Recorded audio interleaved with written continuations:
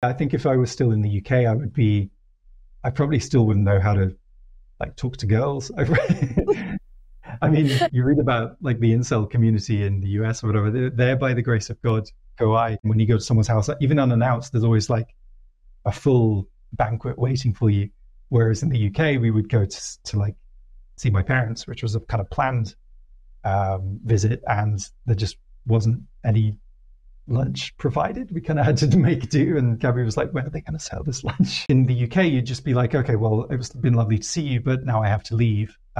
Would you mind seeing yourself out? In Brazil, no, they'll either miss the appointment or they'll be like, okay, I've got this appointment. I'm really sorry. Like, we can travel together if you want. We can get a taxi and we can keep talking. You can come to the appointment with me, rather than offend, risk offending the guest. And there's a very kind of welcoming. It's the flip side to being really welcoming and open, is that you don't really know how to shut people out.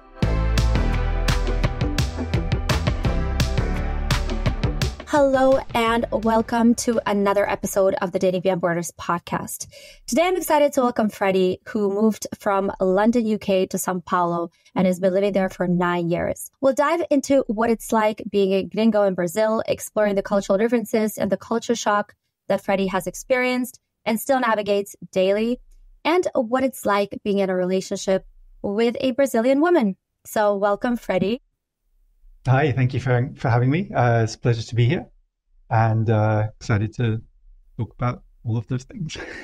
Yeah, it's great to have you. Just for the record, I had your wife, Gabi, on the podcast a few months ago, and she had told me her side of the story. And now I'm going to get your side of the story. Yeah, I listened to her episode this morning just so I could get my story straight and not say anything to... Yeah, it's cool. This is the first time I'm doing this, like interviewing couples separately. It feels almost like couples therapy, except it's not. We're doing a podcast on culture. But I really wanted to get your thoughts on it. And, I saw that you have a big Instagram page as well, and you focus a lot on cultural differences in your experiences living in Brazil. Obviously, I can't understand it because it's in Portuguese, and my Portuguese is very minuscule. So, right. Let's just dive right into it. So what I want to start off with is, what was your drive to leave the UK? Was it because of Gabi, or was it just an overall feeling like, I don't feel like I belong in this country. I'm tired of this country. I don't like the mentality. I don't like the weather, whatever the case may be. Well, I was in the UK when I met Gabi. I was living in London. I was born in London. I grew up in the UK, and then I moved when I was 10 to the south of France, and I was like a teenager there, and then I moved back to London to study.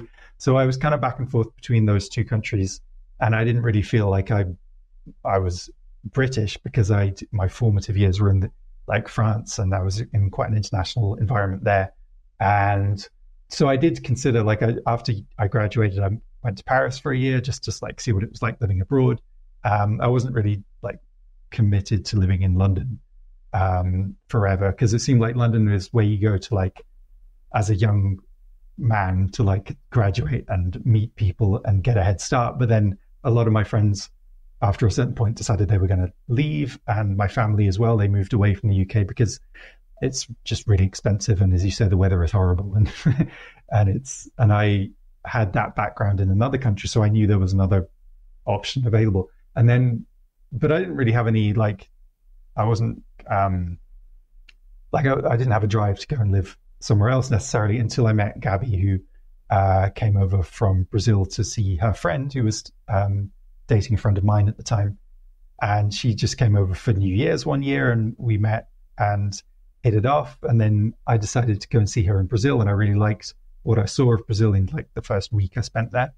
And then we decided to get married and live together. We got married initially for the visa purposes, but then eventually we got married again for just to have a big party a couple of years later.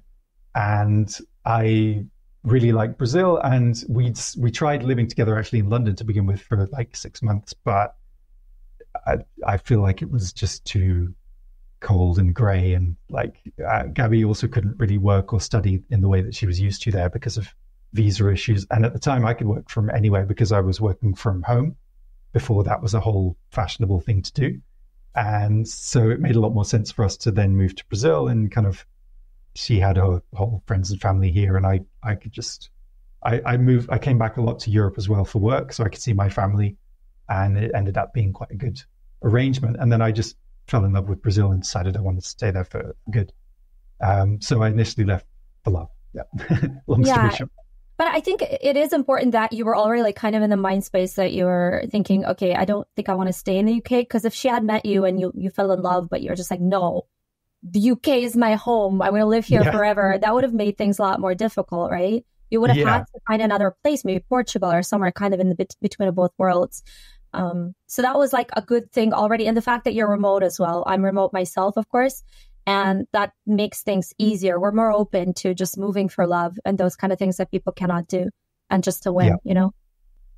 Yeah. And I think the fact that I had not, if I'd lived in the UK my whole life, I might have been a bit, and I didn't have any other languages or anything, it would have been much more of a culture shock to just change everything and go to Brazil. But because I'd spent that time in France, I could speak French. If I didn't know the word in Portuguese, I would just say the word in French, and usually it was close enough, closer than English anyway.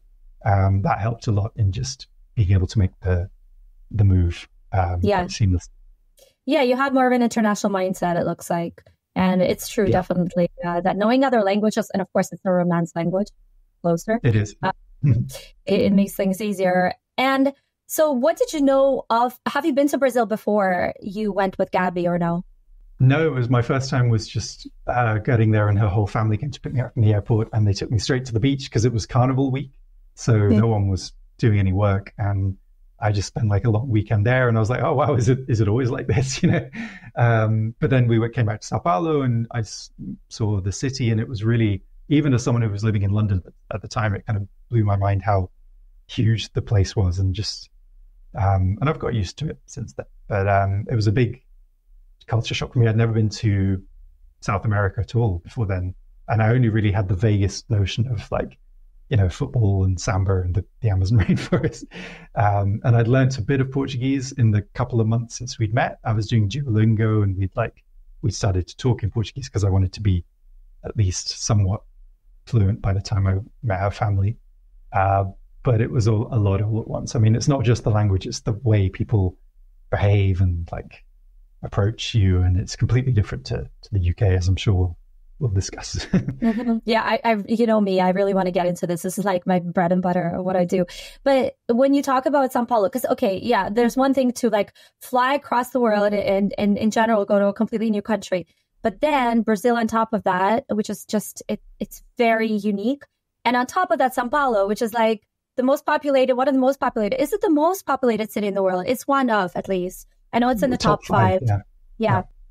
And it's just chaos, right? You come from Europe, you can have a very populated city in Europe, but there's no way in the world that would ever compare to Sao Paulo, right? Where apparently you need like different license plates for different days of the week. Like there's just so many people there.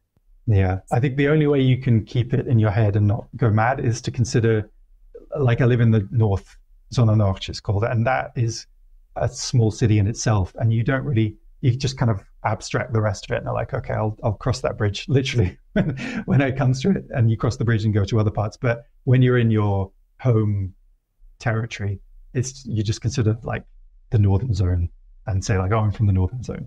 And that's because otherwise it's ridiculous how big it is, and you can't even make sense of it. So that's the way I think most people approach it, and think of it as like a load of little cities stuck together, which is kind of like London, but on a much bigger scale. Yeah. But did that freak you out when you just came and you're like, okay, I'm entertaining a move here, but this city is like, did it overwhelm you where you thought, I don't know if I could do this actually? I think the first time I did, because we were just driving to different places to meet different people, and it wasn't like a usual schedule. I now know that most people just kind of stay in their own neighborhoods, and that's how they deal with it. But at the time I was like, wow, I was coming from London, so like I kind of got the idea of living in a big city. That's what I was doing at the time anyway. I like the fact that the beach was like a couple of hours away. That's always a plus. And it was overwhelming at first, but I just kind of powered through it, and I'm glad I did, because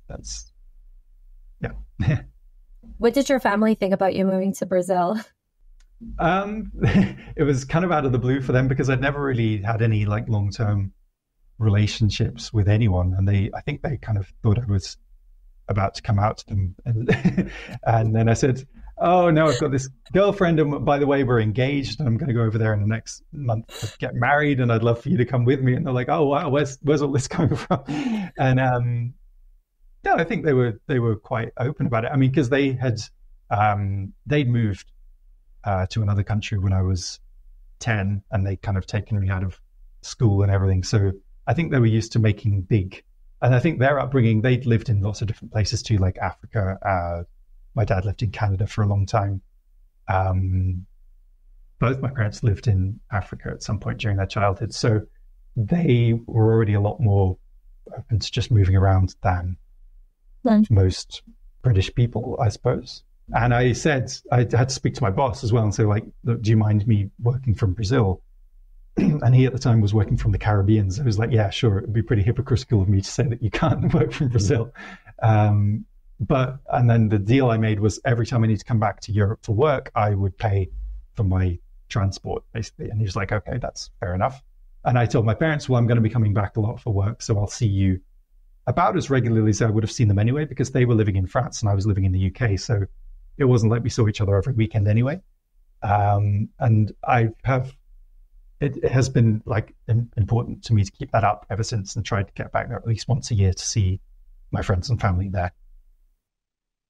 Okay, so let's talk about your experience, like settling down in Sao Paulo and just trying to like navigate the culture. What were the things that were the biggest culture shock for you initially? I thought there are a lot of things that are different. I mean, my whole Instagram account is about the differences between like Brazilians and we can British. go through all of them.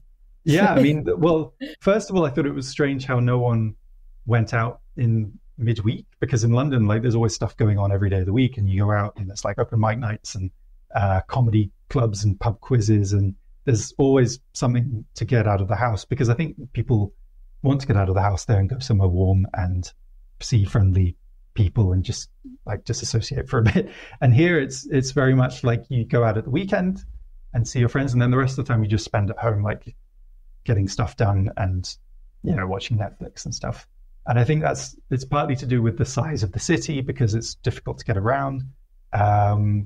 It might also just be because I'm no longer single and kind of settled down, and I don't need to go out and meet new people. I'm quite happy with the people I know already. Maybe I just got old and I didn't feel like doing that so much, but it did strike me as kind of a big difference when I first got here.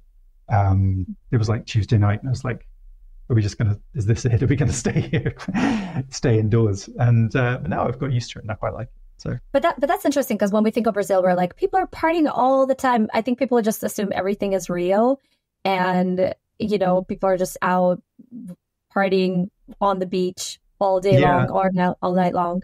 No, I know there are things to do. It's just maybe I've personally become less inclined to like seek them out and leave the house. And it's worth noting as well that like London is like one of those cities that never sleeps. You know, it's kind of like a New York, right? It's like although to be fair, I feel like Sao Paulo probably could fall under that category. But it's interesting that you put out that it is a difficult city to navigate, right? It's like if you want to see someone, you really either have to, I don't know, you have to take the subway, or, you know, it's complicated. It's not a small city to navigate. Yeah, and I used to cycle around and get the tube everywhere in London, and here we drove, like immediately bought a car, because it's to get to the nearest tube station to me is like you need someone to drive you. You can't walk there. It's like up a massive hill in the middle of the day.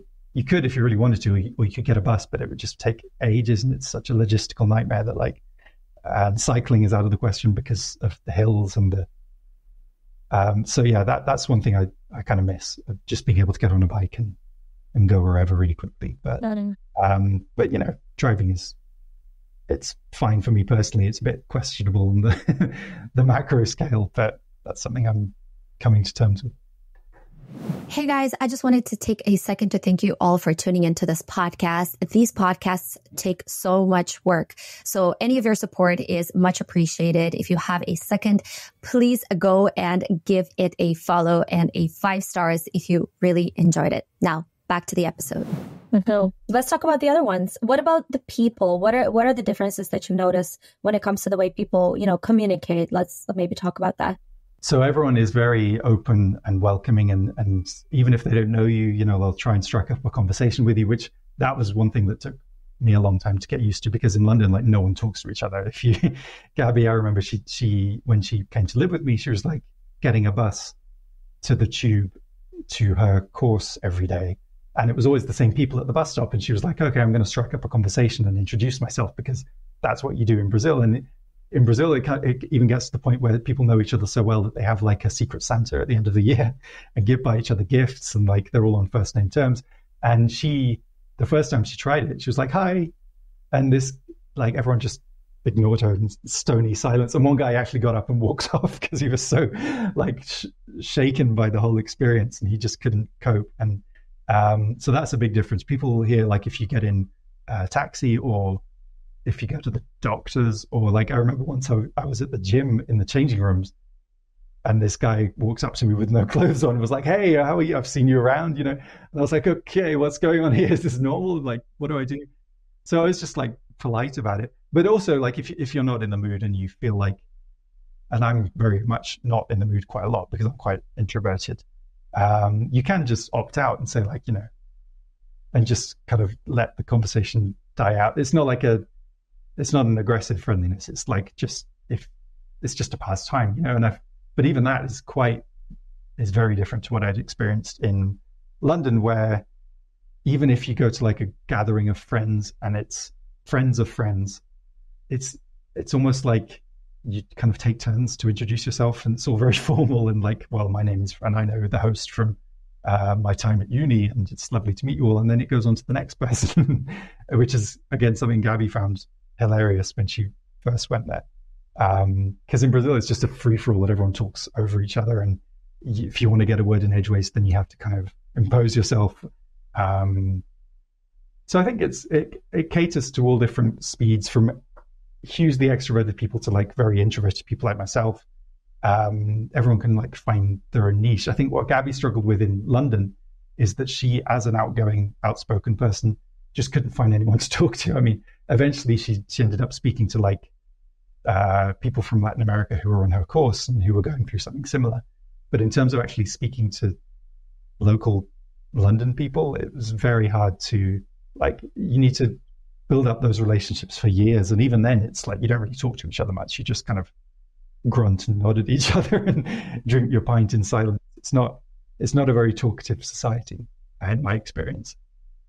But I like it. I've grown used to it, and I like the fact that people just want to get to know you. I think being a foreigner lends me a certain, like, more people want to talk to me than if I was just a regular Brazilian, because they're like, oh, that's interesting. You're a foreigner living in Brazil. How did that happen? Like, why did you choose here? Like, why aren't you back in the UK? And that's just a natural conversation starter. So yeah, that's interesting as well. That you're a foreigner in Brazil and you speak Portuguese really, really well. And do people love that? Like, does that attract people more to you? And then do you feel that as a gringo, like, I feel like for me personally, what I find with Brazil, and I don't find this with all the countries, I don't find this with Argentinians, for example, for Argentinian people, but Brazilians really love gringos. They really love foreigners. And have you felt that as well, that you get more attention? Yeah, I think so. Because Gabi was explaining to me that Brazilians, they learn a lot about Europe and the US, both at school and then in culture. They watch the films and the series. So they're already kind of primed to be interested in European culture and to visit Europe whenever they can. And it's kind of seen as this cool destination, maybe not to live, but to at least, visit. And it's soap operas, everyone's always just going off on trips to Venice or whatever. So it's kind of become, even as an early age, they are interested in that kind of thing. Whereas in Europe, no one really studies like Brazilian history or geography. Probably in the US, I think they study Brazilian geography even less, right? But so if a gringo is in Brazil for like an extended period of time, longer than just like a trip, it's usually because they are there of their own volition. It's because they've taken an interest, of their own initiative. And Brazilians like that. They're like, oh, okay, so you've taken the time to learn about my country, and there's plenty of other countries you could have learnt about, but you obviously like this one. You're here now, and they appreciate that the effort has been put in because, as on top of everything else, it's quite a long way away from the US or Europe, and they feel like they've made an effort to be there. And if you speak the language, that's even better because you're obviously making an effort to fit in and get to know their way of living. If you're extroverted, then that's even better because then they can have a conversation with you. And yeah, I feel like there's this just baseline interest in anyone who is kind of out of the ordinary. I think even in Europe, if you're a foreigner, depends which foreigner, I guess, but like if you're kind of exotic and out of the ordinary, people are going to want to talk to you just to like find out what your story is before they've even spoken to you and find out what your personality is like, right? And here it's even more so. And yeah, people ask me like, what are you doing here? Like, why you could be living in Europe, but you're not. Like, what's the deal with that? And I tell them, I really like it here. I've lived in both places, and I generally prefer it here. I think the food is better. I think the people are nicer. Obviously, I'm here because I'm married a Brazilian, but like we've never really considered moving back there for those reasons. And yeah, I think people respond to that positively. Obviously, if you're saying nice things about them, the number one rule that I've learned as a content creator here and just in general is never say anything bad about Brazil. Only Brazilians can say bad things about Brazil, which they do a lot. They have a lot to complain about, but if you have any negative thoughts, it's best just to keep it to yourself and only focus on the positives, which I can understand definitely.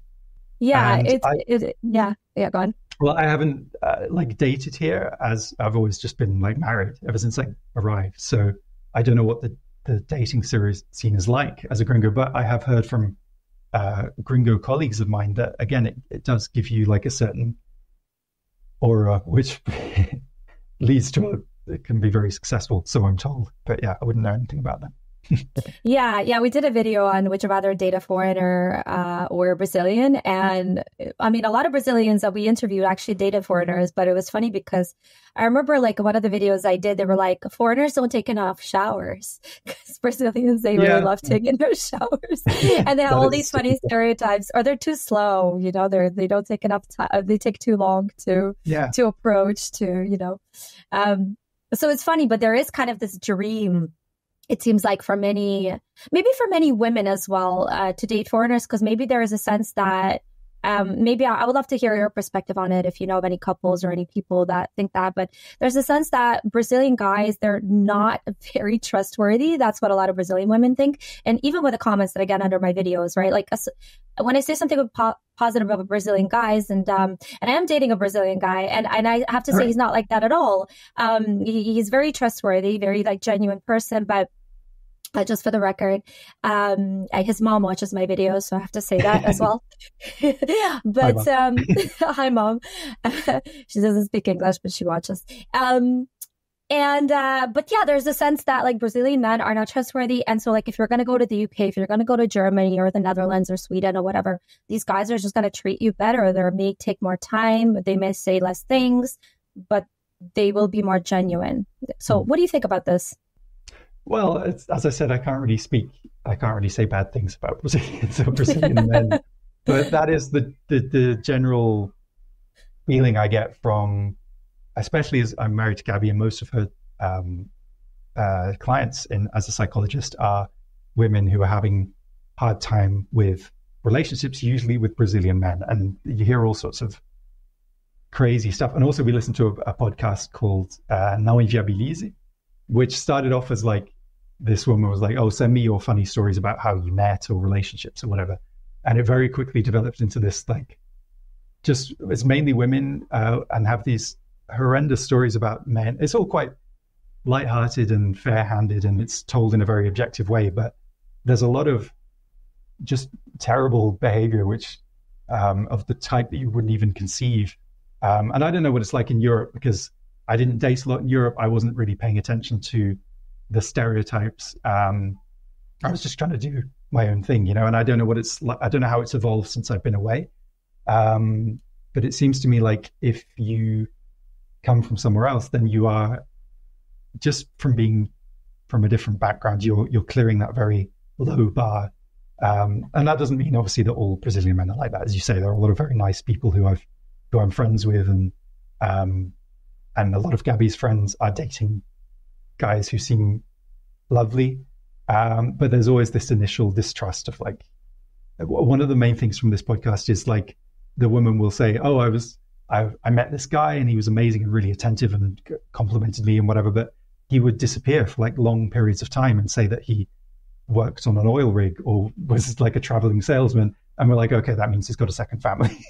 Like that is just this recurring theme. And it happens so often. I asked Gabi, I was like, is this something that, because I'd never even heard of someone having a secret second family until I came here. And she was like, yeah, everyone I know knows someone who's gone through that and there's been a secret second family. And I was like, but that just seems like so much work. Like, I mean, one family is a big commitment, but like, how does that happen? And I asked my parents, like, you're European, do you know anyone who knows anyone? And they're like, no, never heard of that. That's weird. But it just seems to be like this thing that happens here. And I guess, I don't know why. I don't care to know why. I'd rather just like, but that is just one of many things that I think people are on the lookout for here. And they already are on edge. And I feel like you have to do a lot of convincing to get people on board. If you're a normal Brazilian guy, I kind of feel bad because you're going up against so much like prejudice, which I think is probably deserved in the whole, but you do have to kind of set yourself apart from everyone else and say like, I'm not like that. I'm actually a nice guy. And the only way you can prove that is over time. Yeah. And not starting a second family. Yeah, I'm not sure about the second family. I feel like, isn't cheating enough? Like, do you really have to go and start? Exactly. Well, I think what happens is you cheat and then your mistress gets pregnant. And here, obviously, there are stricter laws around things like abortion and divorce. So what happens is the guy does the honorable thing and it's like, I will stand by you. And then he just ends up with two families. And by that point, it's too late to back out. And it's weird. I imagine that's what happens, but it's such a strange concept to me, you know? Yeah. Let's talk about more things culture shock related, because I know your Instagram focus is so heavily on that. Yeah. You could just list them off. Anything else that has been just kind of hard to get used to or weird or whatever? Well, one thing that I really like, and I had a video go viral the other day for saying this, because Brazilians don't realize that it's a unique cultural trait to hear, because they're born like this. And so they think it's natural for everyone. But what Brazilians do that I think is amazing is they can talk at length about a given subject off the top of their head without, stuttering or repeating themselves. And they do it in a really eloquent way that like, it seems like it's been prepared in advance, but it hasn't. Like if it's someone's birthday, they'll post the thing on Instagram, but they'll also send like an audio message and they will just give this like beautiful 5-minute speech about how much that person means to them and, how they wish them all the best for the upcoming year. And like, it's another year and it's all like poetic flourishes. And I was like, that's amazing. I've never seen anyone do that before. Whereas in the UK, like people just avoid public speaking in general. And when they do, it's usually prepared and they're not very good at it. And there's a lot of like umming and ahhing, like myself included. I said when I was doing the video, like I have a script here that's telling me exactly what to say, because if I was improvising, it wouldn't be as good, And I don't know why that is. Like a lot of people in the comments say it's like education, and there's a lot of focus put on like spoken word in school, and you have to be good at like justifying your answers, and there's a whole like oral examination that people have to go through, which I guess makes sense. Also, I feel like the family unit there's a lot more talking going on, and if you want to get your point across or like get a word in edgeways, you have to really impose yourself and have like a well rehearsed like speech planned.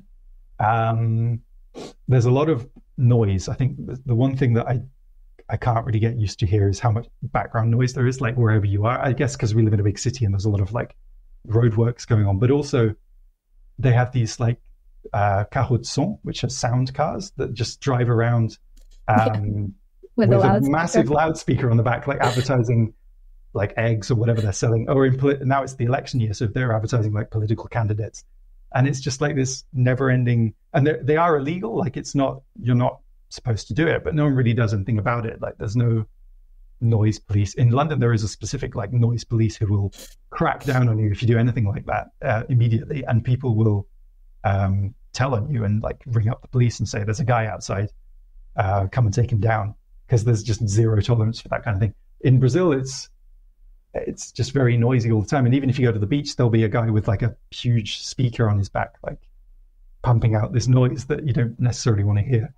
And I find it weird because I think Brazilians, like, apart from that, they're very good at standing up for their rights and like not really compromising to make other people happy.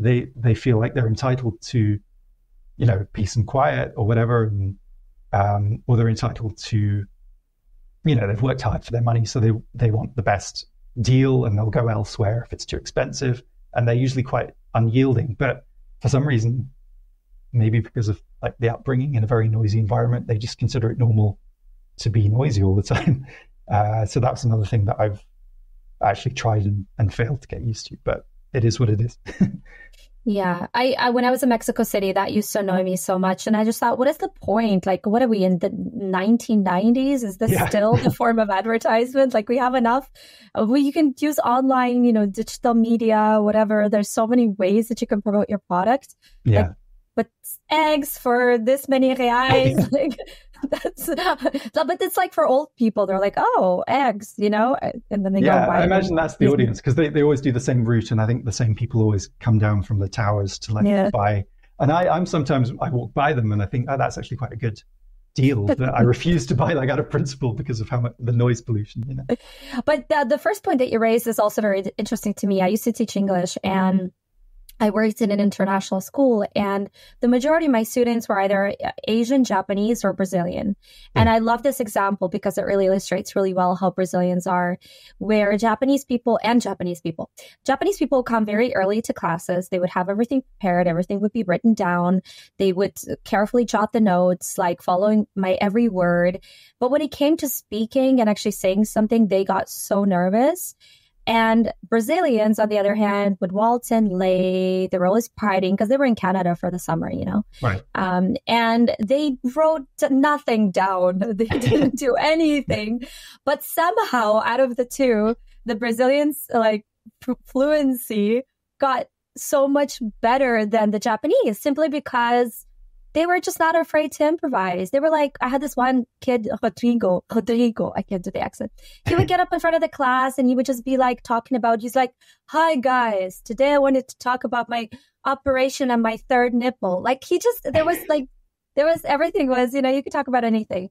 And yeah, that's something that I noticed as well. And I think it's just something that they feel comfortable with, is just, you know, just talking.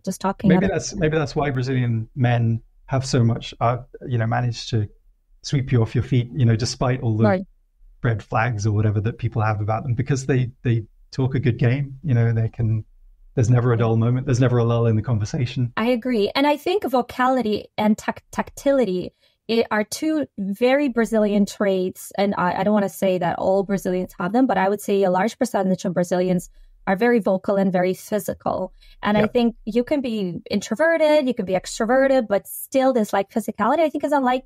And, you know, coming from the UK, I'd love to hear your thoughts, because you're not a very physically affectionate country, are you? No. And that was weird, even when I went to France and people started doing the bees on both cheeks. And we were like, whoa, what's that all about? So I've been forewarned because of that. I knew that happened, you know, in other countries, but it was still a shock.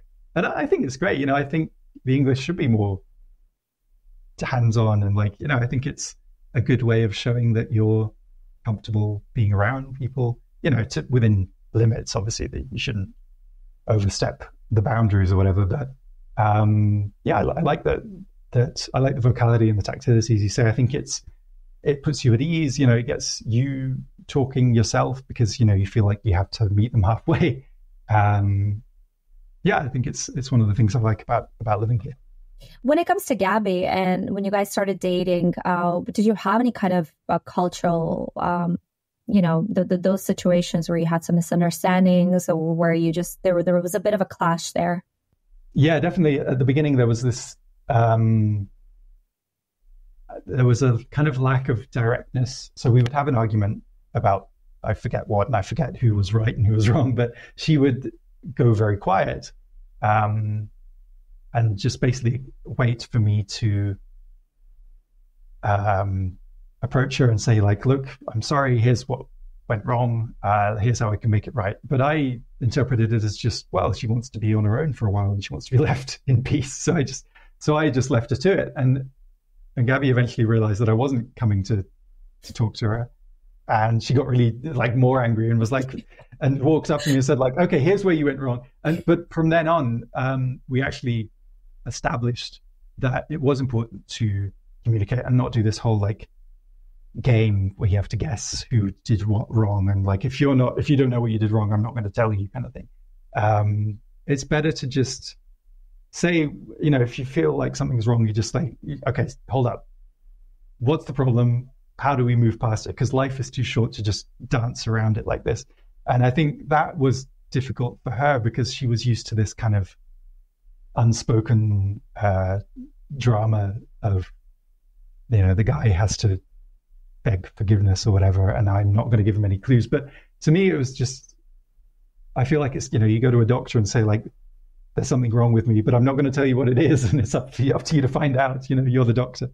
Wouldn't it just be easier to just tell them and get it resolved? And that's the way we do it now, and it seems to work out best for all of us. But there are still a lot of cases of, like, Abby's clients, for example, where it's still a lot goes unspoken because you'd feel like you don't want to, like, I feel like Brazilian culture is a lot more indirect in that way, like, because you're scared of making a faux pas or like offending other people or bringing down the vibes. If you're in like a social gathering and you're not in the mood, like you've had a long day and you didn't sleep well and you're like very tired, you still kind of, you force yourself to get into the mood because you don't want to let the group down as a Brazilian. Like, you'll stick forks in your leg to stay awake, but you won't leave and say, guys, I'm going home for an early night.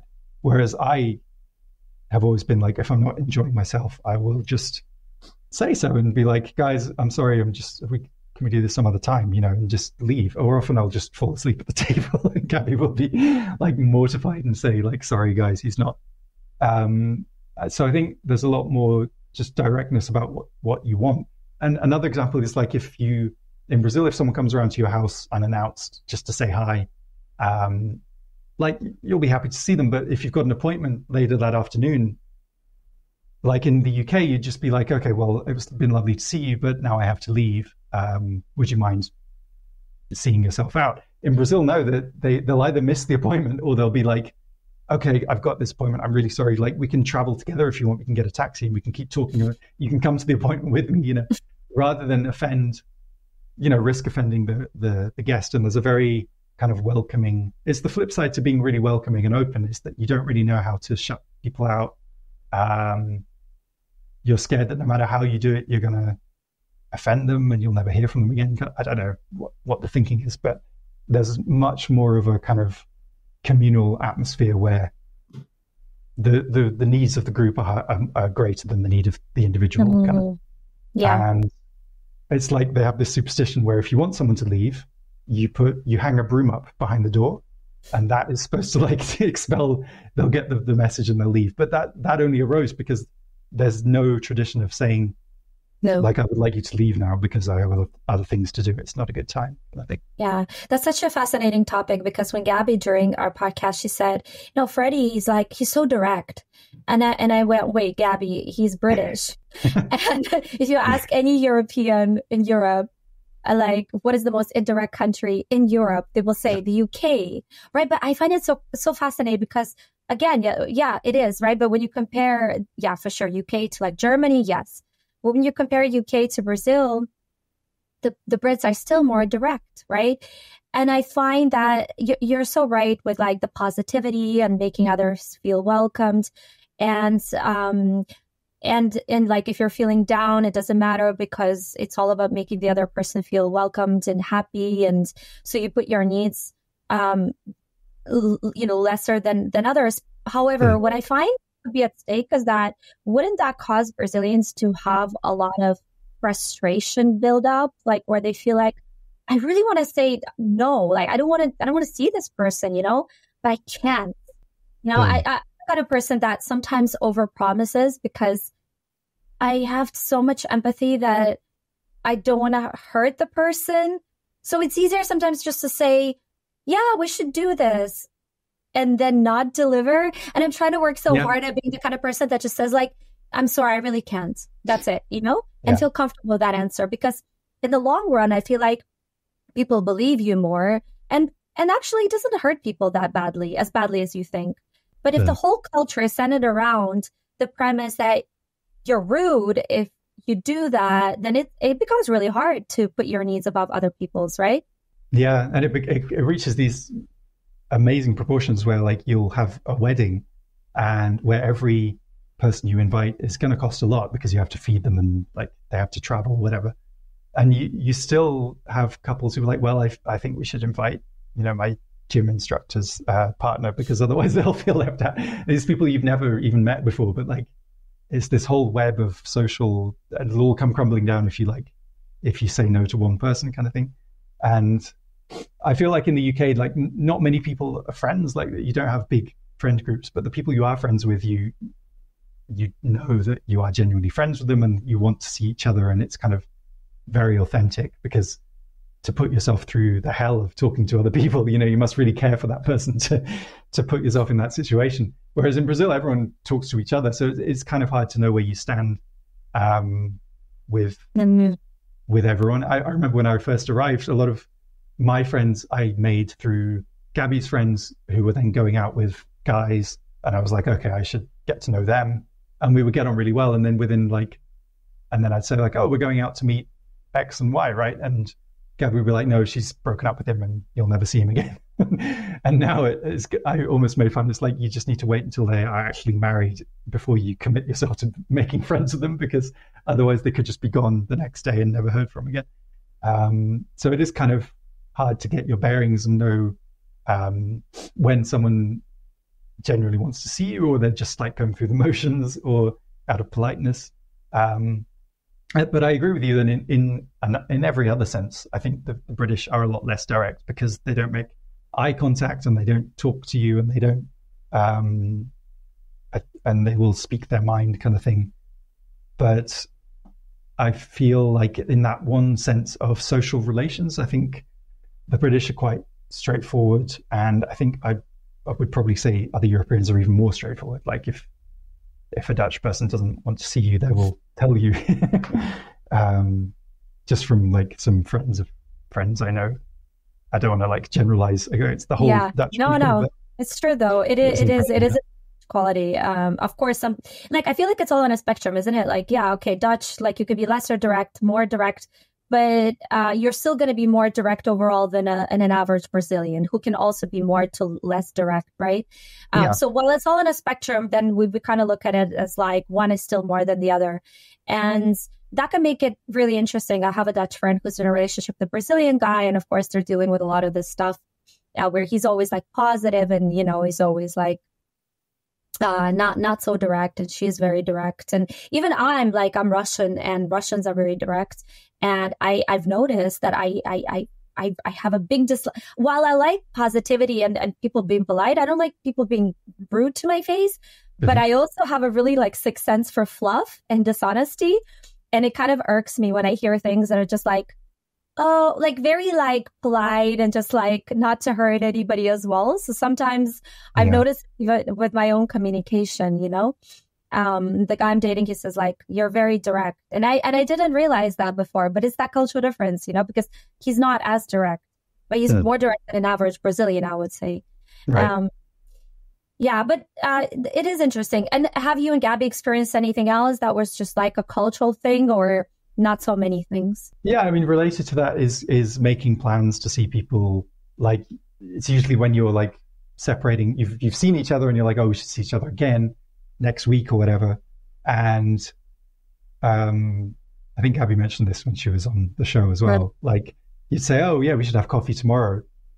And I would take it seriously and be like, okay, well, we're having coffee tomorrow. That's kind of weird because we've just seen each other, but whatever. I guess we'll see you. You know, what time should we meet? And then it turns out that is just something people say, and they don't have no intention of seeing each other. And they know that, and Gabby knows that, and basically it's this unspoken thing. And if you genuinely do want to see each other, then you'll kind of confirm nearer the time and say like, okay, are you actually still on for Friday at 5? Because in the UK, if you say, I'll see you at Friday at 5, that's kind of set in stone, and you only revisit it if someone needs to cancel for whatever reason. In Brazil, it's the other way around. If you say, we'll see you on Friday, then you really have to like confirm on Friday night whether it's still going ahead.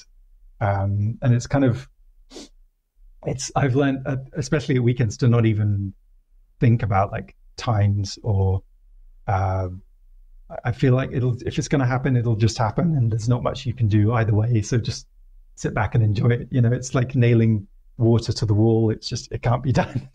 Yeah. So it was frustrating at first, but now it's just like, it means that, you know, you're seeing the people you genuinely want to see. You know, if it's not just out of obligation or whatever. And it can mean that there are long periods of the weekend when nothing's really happening because all your plans have fallen through, but that's okay as well. I guess it's just part and parcel of your eyes twitching. No, I'm joking. Yeah. No, it's interesting for, you know, hearing your perspective, because you're also like an introvert. Gabby mentioned that when you came to visit, you're just like, okay, I'm good. I just need time to read a book. And she found that really interesting because she was like, well, I can use time to read a book. So you were like, there's too much interaction. I need a little bit of time on my own so I can recharge, right? So, and it's interesting because Brazil, I feel like, is quite an extroverted culture in general. You're encouraged to go out and interact with people. So it can be a little bit draining. So how has living in Brazil and living in Sao Paulo changed you as a person in the 9 years? I feel like I'm now a lot more outgoing than I was. It may not seem that way, but I think if I'd stayed in the UK, I definitely wouldn't have set up like an Instagram account, you know, making videos and talking to followers who I've never seen before. I wouldn't be going on podcasts. I wouldn't be exposing myself in that way, I think. And I'm glad, because, you know, when I was in the UK, I was a bit too in the other direction and just not really speaking to anyone, or, you know, I feel like I've developed as a person and become more open to new things and meeting new people. And that's not always ideal, but it can certainly lead to better things than just, you know, staying home all the time and never meeting anyone. So I feel like it's been a definite improvement, put it that way. Yeah, and I would say Gabby is an extrovert, is she not? She seems very bubbly. Yeah, so she always. You're an introvert, and so it's interesting that it pulled you guys together, because they say sometimes opposites attract, right? Mm. So how has that been like living with an extrovert as an introvert as well? Well, I think from her perspective, it's good because she can go and meet her friends and talk, and just like her whole job is talking as well. So she talks, and then at the end of the day, she can just kind of collapse from exhaustion, and I won't be there asking her, you know, to talk with me, because I just kind of respect that she's all talks out and she doesn't feel like doing that anymore. So I think that's how we make it work. And I'm not usually in the mood to talk, and she does the talking for me most of the time, like when we're with friends or whatever. But if I feel like talking, then I can do that too. It's not like I don't feel like I'm being spoken over or overwhelmed or anything. It's just like that we're in different gears, and it seems to work out most of the time. And I think she appreciates that she can just sit in silence with me for a while, which is quite different to with everyone else she knows. So it's interesting. I think that's how we've made it work so far. Yeah, so she still gets she'll go out and she'll interact, but she still gets tired of that as well. And there are days where she'll be like, let's just stay in. I don't want to see anyone today. And it's like, fair enough. Yeah, no, I can totally relate to that. What is something that you really love about your life in Brazil, and what is something that you still miss from your days in the UK or in Europe? I love the food. I think the food is much better here than in the UK, and even in France. Actually, it's kind of, obviously French food is amazing, but I really like, you know, there's so much of it, and it's just such a central part of people's lives, and no one ever goes hungry, and there's, again, when you go to someone's house, even unannounced, there's always like a full banquet waiting for you. Whereas in the UK, we would go to like see my parents, which was a kind of planned visit, and there just wasn't any lunch provided. We kind of had to make do, and Gabi was like, when are they going to sell this lunch? That's crazy. I didn't know this about the UK. I always say this about like Dutch and Germans and Swedes, but I didn't know UK was like that. My family, I don't know, maybe I'm exaggerating, but maybe I'm just remembering Gabi's account of it. But yeah, that's one thing I like. One thing I've missed is that it's nothing to do with dating or anything like that, but I do miss the cultural, especially the live music scene in London. I feel like there was a lot more going on. But again, it was 10 years ago, so it was a lot cheaper, obviously, than it is now. But even so, I feel like only the big bands ever come to Brazil, and when they do, it's like this huge, expensive stadium tour. And live music was a big thing for me because I'm a musician myself. I was in a band. I used to go to gigs all the time. I even took up a job as a reviewer for a newspaper. I can't remember which one, but basically it was just to get free gig tickets, and they would send me to review concerts. I got a job as a barman at a live music venue so that I could see bands that I couldn't otherwise afford to go to. And then here it's just kind of fallen off a cliff, and I rarely see any of the bands. But again, that might just be a kind of passing of time, and I've now have different interests, and everything's twice the price it used to be, so it's harder to book, that kind of thing. But yeah, that's one thing I miss. You touched upon going out, like going to parties. What has your experience been like? What have been the differences, in your opinion, between like get-togethers or dinner parties in the UK versus Brazil? I think it's in the UK, and I'm seeing this through Gabi's eyes because I took her to a few like dinner parties and barbecues. we have barbecues on like the one sunny day of the year, and it's very kind of stilted, and no one really knows how to like talk. It's weird because like it ends up being like like almost a team building exercise where everyone introduces themselves and say like, I am such and such, and here's my backstory, and then it moves on to the next person. Whereas in Brazil, everyone's just like talking over each other, and the topic is constantly changing, and you just have to try and keep up and like stay sharp. And then everyone forgets to like eat because everyone's just too busy talking, and no one ever like does the delivery order. Basically, it only comes at like midnight, but that's just because everyone's having such a good time. And yeah, it's very different in terms of just energy and lack of formality in Brazil. I don't think anyone really stands on occasion or tries to be like, or gets overwhelmed by it. It doesn't matter like whether you're at this like 5-star banquet or you're just at some friend's backyard or whatever. It's just everyone's just instantly at ease. And yeah, I don't think there's been any downtime or dead air at any of the dinner parties I've been to here. I even went on I used my influencer clout to get invited to a new thing called Time Left. And their thing is you sign up to an app. Have you heard of it? Yeah, I might be working with them actually. Oh, cool. Yeah, I thought it was a really good idea. Like you sign up and they pay you up with like 4 or 5 different people based on your interests. And on my when I did it, I was actually, on top of all that, I was sent to a secret restaurant, which didn't always operate. It was out of someone's house.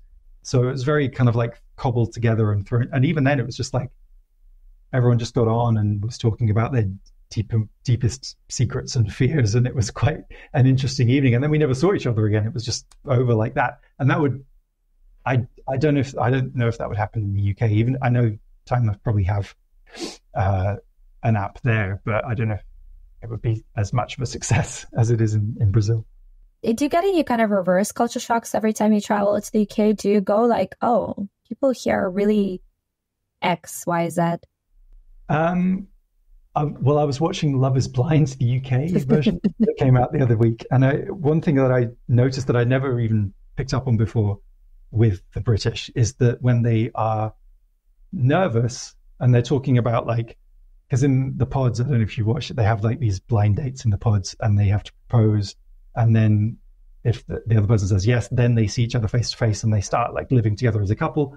and then they have to like really get to grips with, because they're going to get married in a couple of weeks. So like, where are we going to live? How are we going to pay the bills? Like, will you get on well with my family? And they have to have these really like serious conversations all of a sudden. And when they do that, they get really nervous, and they kind of have this laugh that they do. It's horrendous. It sets me on edge every time. Like, oh God, why are you laughing like that? But they want to bring up these serious topics and kind of confront the other person, but without confronting it. So they have this nervous tick, which is just like, ha ha ha, ha. And it's really weird. I never picked up. I don't know if that's every British person or just the people they picked for the show, but that was something. Also, the big fake eyelashes.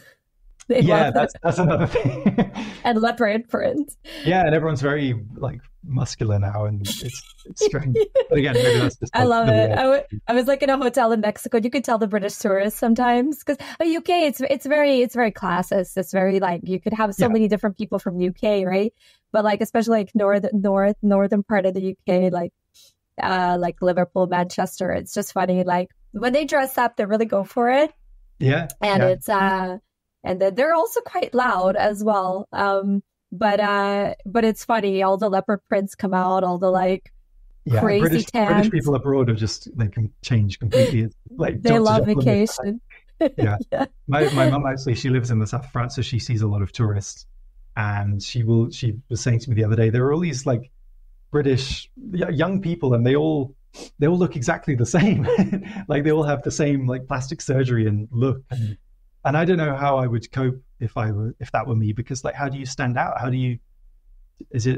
Maybe it's a good thing. Maybe your personality is like, will shine through now that everyone looks the same, and you have to like, you know, have something about you to stand out and meet your match or whatever. But I don't know. That's another weird thing that I've noticed. Yeah. Although I have to say, our viewers are going to be like, you know what, guys, Brazil has Anitta who shakes her ass on stage. Yeah. Oh no, there's a lot of very, very conventionally looking people here as well. And in a different way. Hilarious. But yeah. So do you think overall, like, just to finish off, I mean, was it a good decision coming to Brazil for you? Do you think it had changed your life in a positive way overall? I think so, yeah. I think if I was still in the UK, I probably still wouldn't know how to like talk to girls. I mean, you read about like the incel community in the US or whatever, they're by the grace of God. So I mean, luckily I've always had like equal amounts of female and male friends. And that's been, in hindsight, really lucky that I've had, you know, women like giving me advice and being like, you know, it'll work out for you eventually. But it's just pure luck that like I didn't go down that road. And I feel like here I can be a much more like outgoing guy, which I think most people want to be underneath it all. They want to be able to like speak their mind, and they don't want to be shut up at home like wondering about what might have been. Freddie, that's really interesting that you mentioned the whole like not being able to talk to women in the whole incel community. Do you feel like, I mean, was it something about dating in the UK that brought out that side of you? Because I mean, it felt like you connected with Gabi quite effortlessly, or was she more forthcoming? Did she show more interest? Did it feel different, that interaction? Yeah, she was very proactive, thank God. And like told me what I was doing wrong, and had no like qualms about that. And it was like, they have this thing in Brazil, this concept of, because the baseline man is kind of disappointing, they want to go for the most kind of inoffensive, kind of shapeless guy available and kind of mold them in their image. There's this thing where if you're buying a flat, you can either buy it like ready-made, or you can buy it na planta, which is like, it's at the blueprint stage. It hasn't been built yet. And the downside is you have to wait a bit longer to move in. But on the plus side, you can move in and like make it your own, put down your own floor and kind of make it in your image. And that has translated to Brazilian women. I think there's a growing movement of like picking a guy who's kind of doesn't have much of a personality, but he seems okay. And then like, you know, willing him into existence as this cool, like, because my whole like visual look, that's all Gabi. Like I have no idea. I have no fashion sense. I don't keep up with like the trends or the only reason I'm like halfway presentable nowadays is because Gabi has like told me what to do, for which I'm very grateful. And I think it was just lucky that she was quite proactive in that sense and told me what she expected. And I was quite pliable because I didn't really have any other options. I didn't have much else going on at the time. So I was like, yeah, let's move to Brazil. Let's go with it and see what happens. Yeah, that's super interesting. In Russia, we also have, by the way, thank you for being so self-deprecating, very British of you. But in Russia, we also have a saying, a man shouldn't be more attractive than a monkey, or Russian women are very pragmatic when it comes to relationships. And there's a lot of sayings like, you know, if he's like already knows all what he's doing, if he knows how to dress, if he has a bachelor apartment and all the furniture is set right, and he knows exactly what wine to pour into your glass, like he already has done all of this enough times because he has the experience with women. He's not going to be your man. He's going to be always on the lookout for other women. Whereas like pick a guy that's just like, he just hasn't had the experience to get him there. He's going to be like someone that you can really build. And potential. What? With potential. Exactly. That's what it is you take someone with potential and then you make him into like a man, which sounds terrible. Yeah. It feels like, I don't know, some sort of furniture building. But I think Gabi's a smart woman, right? Because she definitely saw something in you that she was like forthcoming enough, and that if you're really like, we're set in your ways and you're just like, no, then you wouldn't have made the move to Brazil and you wouldn't have done all these changes. And in a way, and in the end, it was good for you as well, right? It wasn't like she was like pushing you to do something you didn't want to do either. No, I was definitely on board. And like, obviously there's been opportunities since then to move back for work or whatever. And I've always been like, no, why would I? You know, I've lived in both places and I just honestly prefer living here, and like this is working out really well. So why mess with a team that's winning, as they say in Brazil? Yeah, and going back to that comment that I also just made about relationships, I think people underestimate how much woman shapes who the man can be.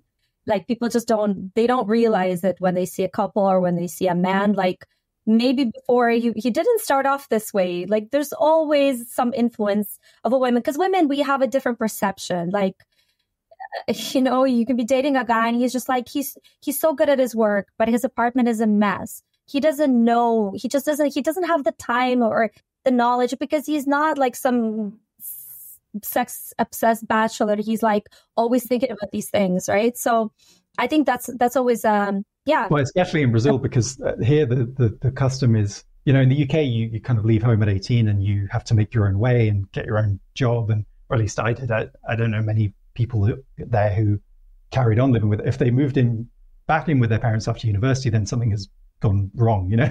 Whereas in Brazil, the norm is to kind of stay in your family home until you meet someone and you want to get married and start a home of your own. So, and at that stage, you know, why would a guy learn how to cook? Or because his parents just do it all for him, you know. So there is kind of more scope for, you know, by the time you've met and even by the time you've got married, there is still a lot of scope for like finding common ground. And I don't know, maybe it's a better way of doing it. I don't know which way is best, to be honest, but there's a huge difference between the two. So on this note, Freddy, thank you so much for taking part of the podcast. I'm going to link Freddy's Instagram. And do you have TikTok as well, or do you do Instagram only? Yeah, Instagram TikTok as well? Okay, it's perfect. All the same stuff. But it's exactly the same. You just repurpose the one thing. All his socials, he has a page called Parada Inglesa, right? Mm-hmm. And so I'll link to that. If you have any questions for him, feel free to write them below as well, or just contact him directly. And thank you so much, Freddy. Yeah, thank you for having me. I had a good time. Have a good rest of your day. Bye. Yeah, you too. Bye-bye.